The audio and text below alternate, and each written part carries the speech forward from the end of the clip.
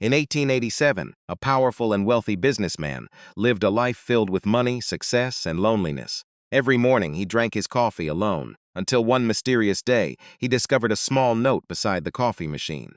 The message was simple, but it would uncover a family secret buried for more than 20 years. Who left the note, and why did the message affect him so deeply? Stay with us until the end to discover the shocking truth. If you enjoy emotional historical stories like this, please like, share, and subscribe to our channel. And now let's get started. In the autumn of 1887, Pittsburgh, Pennsylvania was a city of smoke, steel, and endless ambition. The sound of factory whistles filled the streets before sunrise, and by evening the sky often glowed red from the furnaces. At the center of this growing industrial world stood Edward Whitmore, a 38-year-old steel magnate whose name was known throughout the city. He owned several factories, a grand mansion on the hill, and enough money to live comfortably for generations. Yet Edward lived as though none of it mattered. Every morning, long before his employees arrived, he entered his office wearing a perfectly pressed black coat and carrying a stack of documents beneath his arm. He rarely smiled. He rarely spoke unless business required it. Even his closest employees were afraid to meet his eyes. Edward had become successful after the death of his father, but success had taken something from him. His mother had died years earlier, and his father had left behind nothing but debts, secrets, and bitterness. Edward believed that work was safer than people. On a cold Monday morning, he walked into his office expecting another ordinary day. His secretary had already prepared his papers, and a pot of coffee sat warming beside the small machine in the corner. But something caught his attention. A small yellow piece of paper had been stuck beside the coffee machine. Edward picked it up. Written in neat handwriting were the words, "You work so hard building a life for others that you forgot to live your own." Ah! He read it twice, then a third time. Edward's expression hardened. Who would dare write such a thing? He immediately called his secretary. "Who has been in my office this morning?" "No one, sir," she answered nervously. "Only the kitchen staff. Send me the names." A few minutes later, Edward heard footsteps outside his door. A young woman entered carrying a silver coffee tray. She was perhaps 23, with dark brown hair tied neatly behind her head and a simple gray dress that revealed she worked in the household kitchen. Her name was Clara Bennett.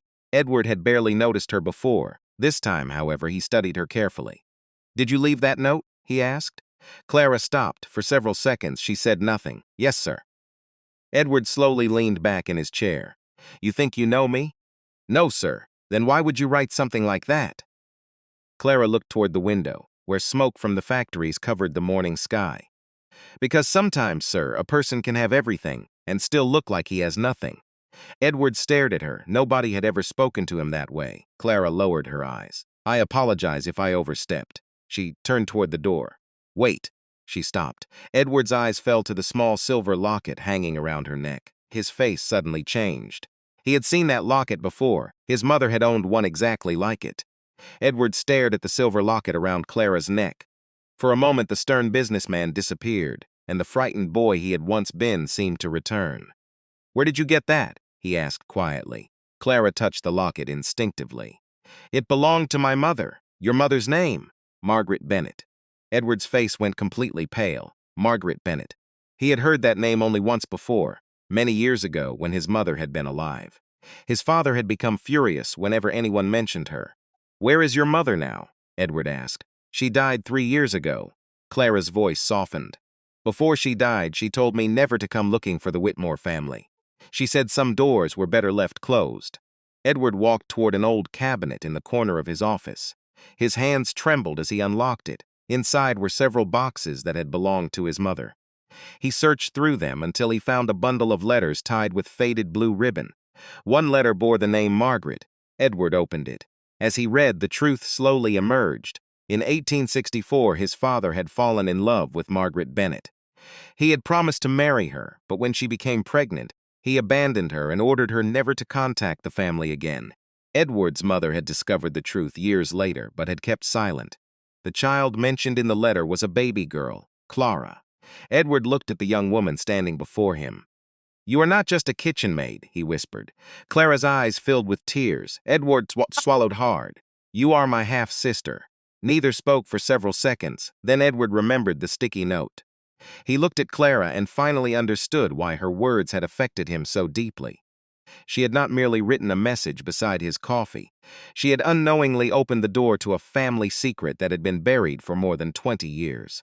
Edward slowly extended his hand. "I cannot change what my father did," he said, his voice breaking. "But I can make sure his mistake does not destroy another life." Clara hesitated before taking his hand, and for the first time in decades, Edward Whitmore felt that his lonely life might finally have a reason.